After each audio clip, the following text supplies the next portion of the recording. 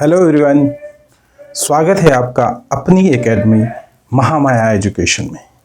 आज हम एक टॉपिक लेके आए हैं बुद्धि। देखिए, बुद्धि सबसे आवश्यक चीज़ होती है हर व्यक्ति के लिए। अब देखिए क्या होता है कि कई बार ऐसा होता है कि यार ये बुद्धि ऐसा टॉपिक हमारे काम कहाँ आएगा। चलिए अपन थोड़ा सा एग्जाम्पल देखते हैं। यदि आप शिक्षा विभाग में जाना चाहते हैं, यदि आप एजुकेशन फील्ड में जाना चाहते हैं, तो आपको ये टॉपिक पढ़ना आवश्यक हो जाता है। अब हम सोचेंगे कि क्या बुद्धि पढ़े बगैर हम नहीं जा सकते हैं? तो देखिए क्या होता है, इसमें एक सब्जेक्ट होता है जिसको बोलते हैं हम साइकोलॉजी, मनोविज्ञान जिसको बोलते हैं। तो मनोविज्ञान में बुद्धि से रिलेटेड क्वेश्चंस आते हैं, ठीक है। अब हमारे दिमाग में दूसरी चीज़ आती है, चलिए मुझे शिक्षा विभाग में नहीं जाना है, तो फिर मेरी बुद्धि कहाँ काम आती है? देखिए क्या होता है, यदि हम शिक्षा विभाग में नहीं जाना चाहते हैं तो फिर सोचने वाली बात आ जाती।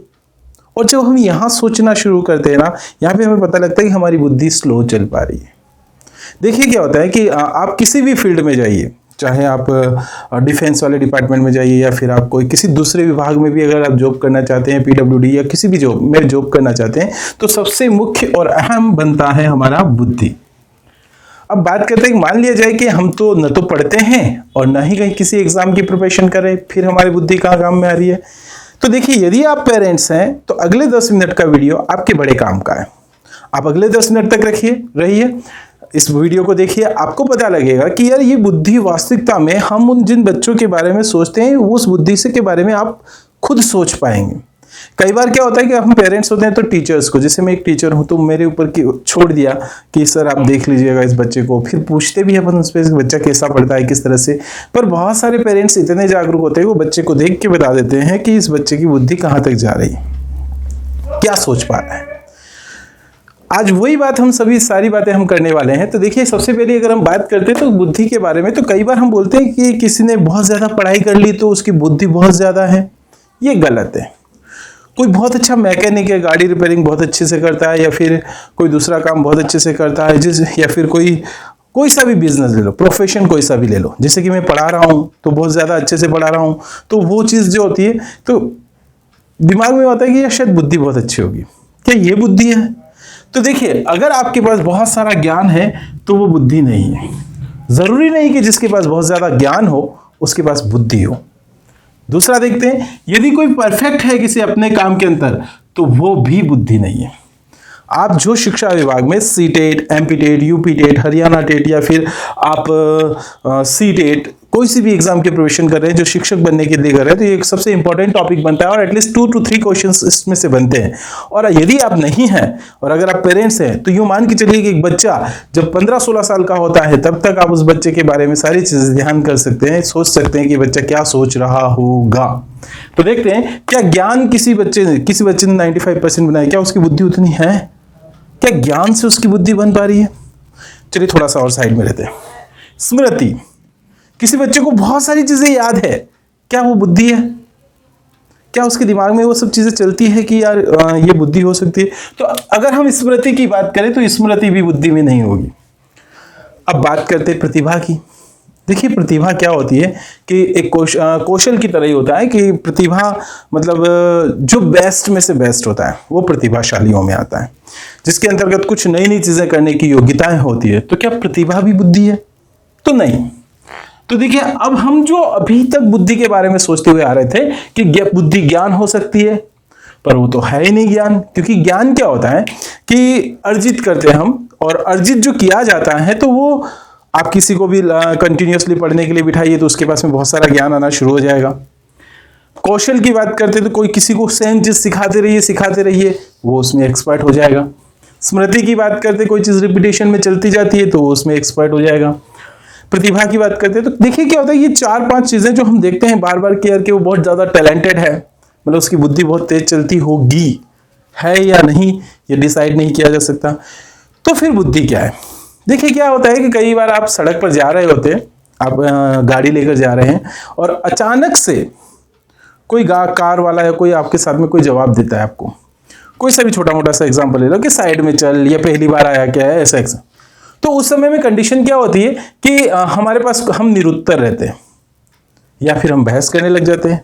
पर उस समय बुद्धि का उपयोग करते हुए अगर कोई एक सिस्टमेटिक कोई आपसे कहता है कि क्या तू सड़क पे पहली बार आया है, आपने कहा हाँ, इतना सा कहा, आपने अपनी बुद्धि दौड़ाई, आपने दिमाग लगाया।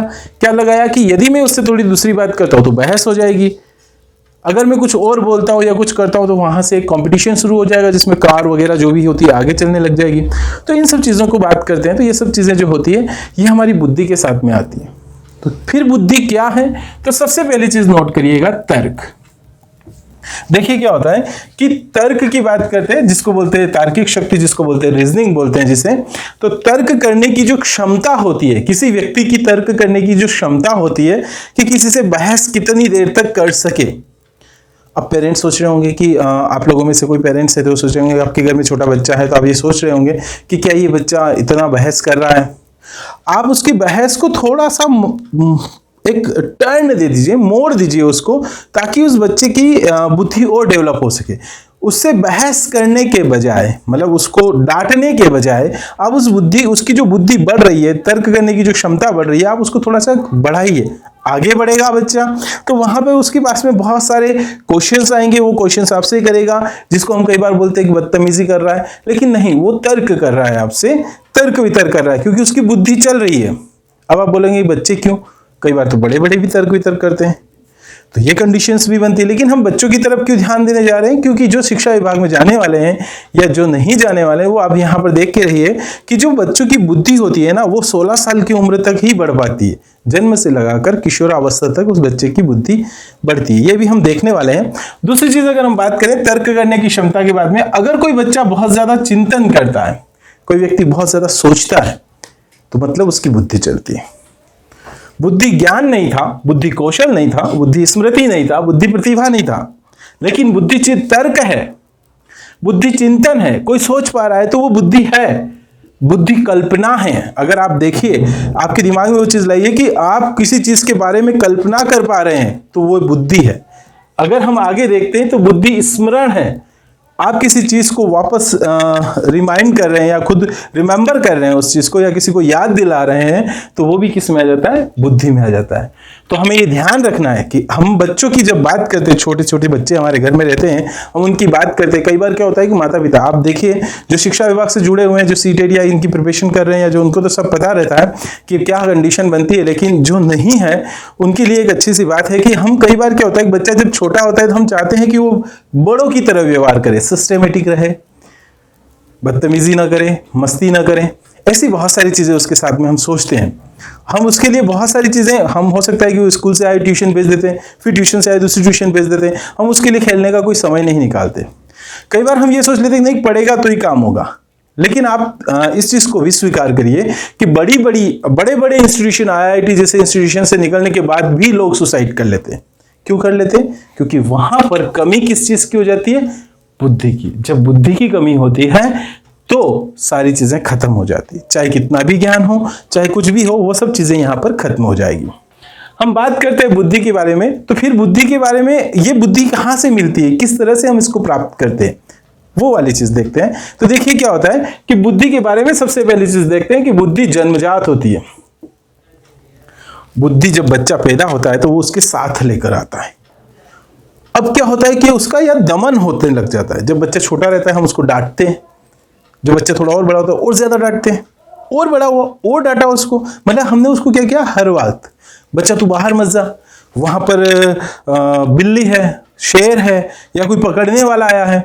यहां से क्या होगा कि बच्चा जो रहेगा वो अपने एक चिंतन में खो जाएगा, कुछ अलग अलग सी कल्पनाएं करने लगेगा। बच्चे ने कोई क्वेश्चन पूछा, बोले यार तू फालतू क्वेश्चन बहुत पूछता है, मतलब हम उसका रिप्लाई नहीं कर पा रहे। तो ऐसी कंडीशन में क्या होता है कि बुद्धि उसकी दबती हुई चली जाती है। तो क्या जन्मजात के कारण ही बुद्धि होती है या कुछ और भी होता है? तो देखिए क्या होता है कि बुद्धि को जन्मजात कह दीजिए या फिर प्राकृतिक कह दीजिए, भगवान की देन होती है बुद्धि। जब बुद्धि क्या होती है, जन्मजात भी होती है, प्राकृतिक भी होती है। पर अब क्या होता है कि हम आगे देखते हैं तो बुद्धि जो रहती है वो जन्म से प्राप्त होती है।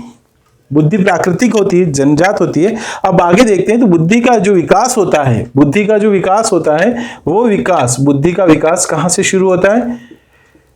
आपको बुद्धि मिल गई है, अब बच्चा जन्म होते ही सभी की बुद्धि बराबर आई, लेकिन अब उसका विकास करना है, तो वो विकास कहां से होएगा?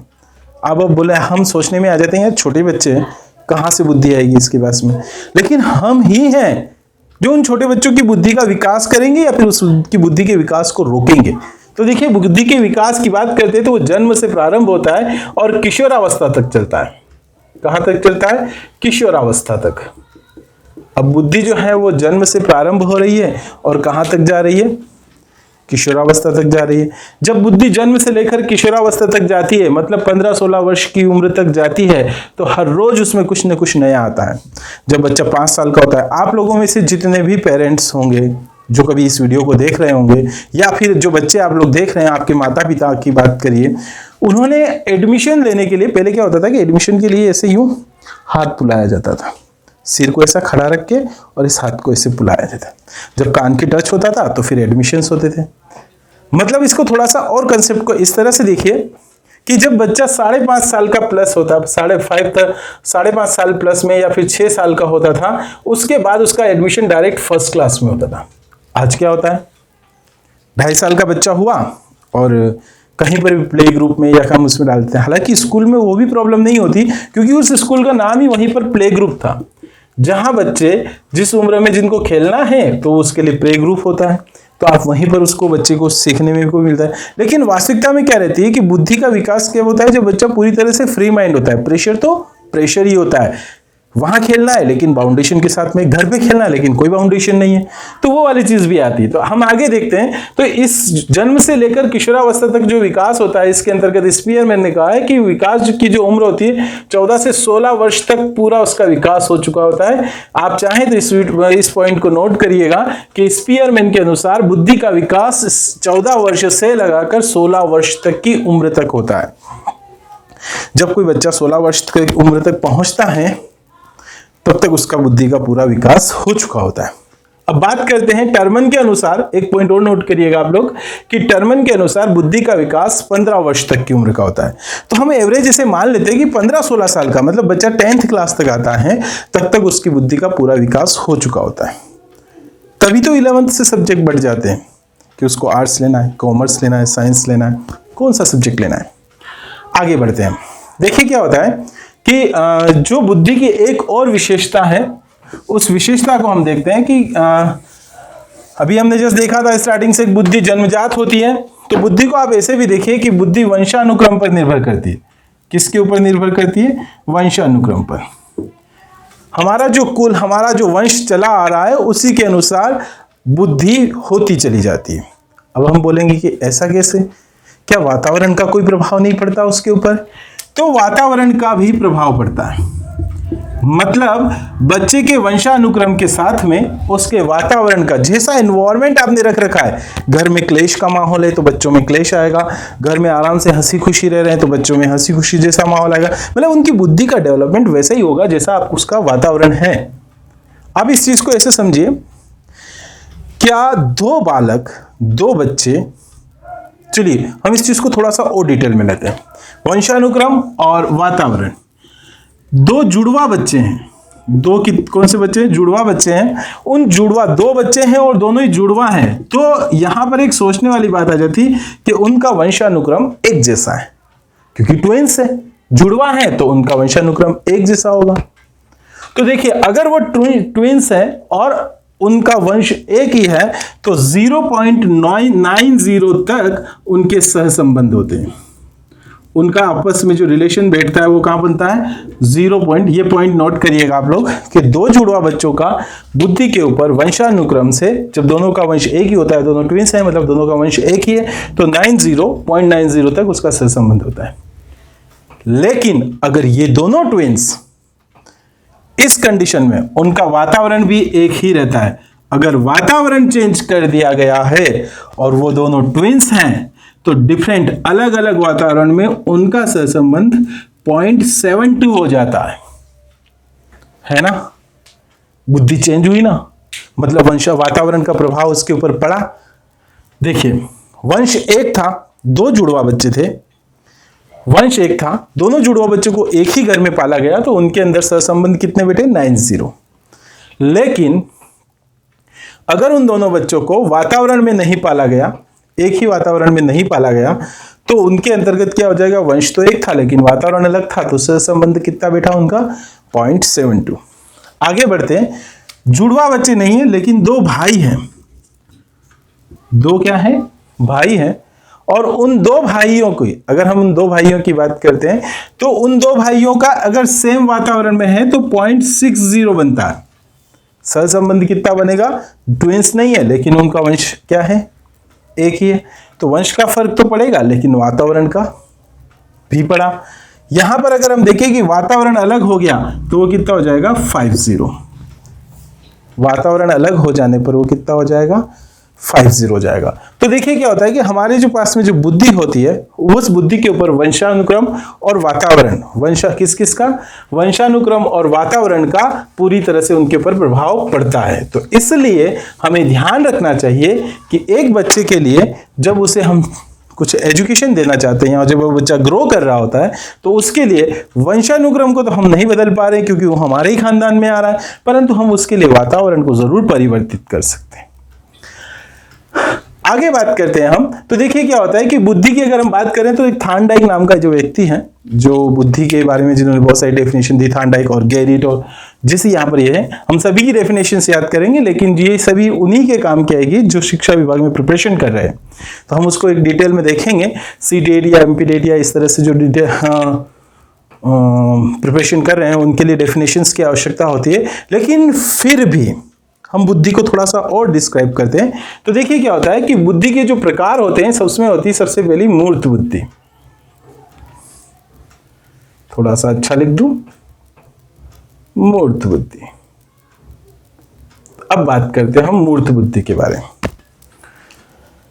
सबसे पहली चीज हम देखते हैं कि मूर्त शब्द है क्या, तो इसके साथ में अगर मैं एक शब्द और लगा दूं कि अमूर्त। तीन प्रकार की बुद्धि, मूर्त, अमूर्त और सामाजिक, यहां पर जो बताई रखी। कौन कौन सी, मूर्त, अमूर्त और एक और कौन सी हुई, सामाजिक हुई। अब बात करते हैं कि मूर्त बुद्धि होती क्या है। देखिए क्या होता है, मूर्त बुद्धि वो होती है जैसे कि कई बार बुद्धि जब चलती है तो उसके अलग अलग तरीके होते हैं, किस किस फील्ड में वो चल रही है। जैसे कुछ बच्चे होते हैं कि जब उनके पास में कोई चीज़, जैसे रिमोट कंट्रोल दे दिया उन्होंने तो उनके पास में रिमोट कंट्रोल है, वो उसको खोलने लग जाएंगे। देखा ही होगा आप लोगों ने कई बार ऐसा, कोई सी भी चीज़ उनके पास में है, आपने खिलौना ला के दिया, उस खिलौने को चलाने के बजाय उसको खोलेंगे, स्क्रू ड्राइवर ले लिया, तोड़ दिया, उसकी उनकी इच्छा होती है कि अंदर कोई क्या चीज़ है, उस चीज़ को वो नोट देखिए। मूर्त बुद्धि वो मूर्त बुद्धि होती है कि इस बुद्धि में चलने वाले लोग जो होते हैं, जैसे कि इंजीनियर बन गए या फिर कोई स्पेशलिस्ट बन गए, मतलब उनको कोई चीज मिल जाए, मैकेनिक बन गए, या फिर कोई ऐसी चीज जब उनके सामने कोई चीज आ जाती है तो उसके बाद में वो क्या करते हैं, उस चीज के ऊपर या अपनी बुद्धि चला लेते हैं जब वो कोई चीज उनके सामने होती है। मतलब मूर्त का होता है कि जो वास्तविकता में एग्जिस्ट कर रही है, जो वास्तविकता में अभी है, वो चीज क्या कहलाती है, मूर्त बुद्धि कहलाती है, उसमें जिसकी बुद्धि चलती है। अमूर्त बुद्धि की बात करते हैं तो अमूर्त बुद्धि वो जब कभी कोई चीज है ही नहीं लेकिन उसके बारे में सोचना। जैसे कि थोड़ा सा मैं बात करता हूं, अभी आपके सामने ये लो बुद्धि है, कुछ तो है ही नहीं, 5 किलो बुद्धि देना, ऐसा कभी होता है नहीं। बुद्धि की अगर हम बात करें तो बुद्धि देखी नहीं है लेकिन बुद्धि के बारे में हम सोच पा रहे हैं। मैं इतनी देर से बुद्धि के बारे में आपको बताया जा रहा हूं, तो इसका मतलब ये कि बुद्धि है तो नहीं, एग्जिस्ट तो नहीं करती कि यार बुद्धि का शेप ये रहा, ऐसा थोड़ी ना होता है कि ये बुद्धि है 5 किलो काट के ले लो, ऐसा होता है क्या, नहीं होता है। बुद्धि ऐसे आएगी नहीं, कैसे लेंगे हम उसको, क्योंकि वो एग्जिस्ट नहीं कर रही, मतलब है परंतु उसका फिजिकल एग्जिस्टेंस नहीं आ रहा है। तो वो बुद्धि जिसके अंतर्गत कोई वास्तविकता में जिसके ऊपर बुद्धि चलानी है वो उस हार्ड रूप में हमारे सामने नहीं है। जैसे कि एक लेखक, हम लेखक की बात करते हैं तो लेखक जब कभी लिखता है तो उसके पास कॉपी पेन रहता है, बाकी वो सब कल्पनाओं के अंतर्गत सोच सोच के फिर उसको लिखता है। हम कवि की बात कर लेते हैं कि अगर कोई कवि है तो वो कवि जो रहता है वो कवि भी इसी तरह से दिमाग में सब सारी चीजें दिमाग में लाता है। हम एक शिक्षक की बात कर लेते हैं तो एक शिक्षक जो रहता है वो जो चीज है नहीं, वो जो एग्जिस्ट नहीं कर रही, मतलब जैसे मैंने बताया बुद्धि दे रहा हूं मैं आपको, मतलब जैसे मैं आपको बता रहा हूं कि लो 5 किलो बुद्धि ले लो, लेकिन वो तो है ही नहीं, लेकिन ये 5 किलो शक्कर लेने जाओ तो इतनी सारी एक साथ आ जाती है। तो यहां पर भी ये वही चीज आ जाती है कि अमूर्त बुद्धि वो बुद्धि होती है जो एग्जिस्ट नहीं करती लेकिन है, और उसके बारे में जिसकी बुद्धि चल पाती है वो लोग क्या बनते हैं? लेखक, कवि, शिक्षक। और ये इस तरह से तो ऐसी बुद्धि जिनकी चल पाती है वो लोग कल्पनाओं के अंतर्गत खोकर उस अपनी बुद्धि का प्रयोग करते हैं। जबकि मूर्त बुद्धि में क्या था? आ गया होगा दोनों का कंसेप्ट समझ में कि अमूर्त बुद्धि और मूर्त बुद्धि। मूर्त बुद्धि में वो चीजें जो हैं और उनके ऊपर बुद्धि चल जाती है, और अमूर्त बुद्धि वो जो नहीं है लेकिन वहां बुद्धि चल पा रही। सामाजिक बुद्धि की बात करते हैं तो सामाजिक बुद्धि वो बुद्धि होती है जो हमारे समाज में काम आ पाती है, जैसे कि लोगों की मदद करना, जैसे कि अपनी कॉलोनी में साफ सफाई नहीं है तो उसके लिए साफ सफाई करवाना। इसके अंतर्गत आप ऐसे देख लीजिए कि यहां पर कोई समाज सेवी होता है, उसकी बुद्धि सामाजिक बुद्धि चलती है, या फिर कोई मुखिया होता है उसकी बुद्धि सामाजिक बुद्धि चलती है, कोई राजनीतिक लोग होते हैं उनकी बुद्धि कौन सी चलती है? सामाजिक बुद्धि।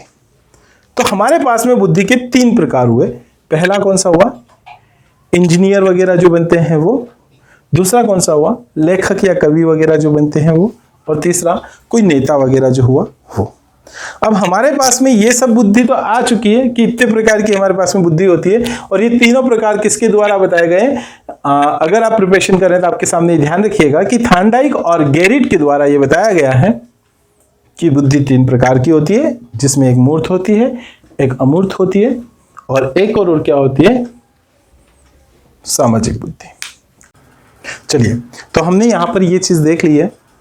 नेक्स्ट वीडियो में हम मिलेंगे जिसमें वर्णन के अनुसार जो बताई गई है ABC बुद्धि, या फिर मनोगतिक या सूचना प्रक्रमण के लिए जो आती है अप्रोचेस, जो उपागम होते हैं बुद्धि के, वो सभी हम देखेंगे। और नेक्स्ट वीडियो के अंतर्गत हम बुद्धि लब्धि के बारे में भी देखेंगे। ठीक है, तो तब तक आप एक बार इसको पढ़िएगा।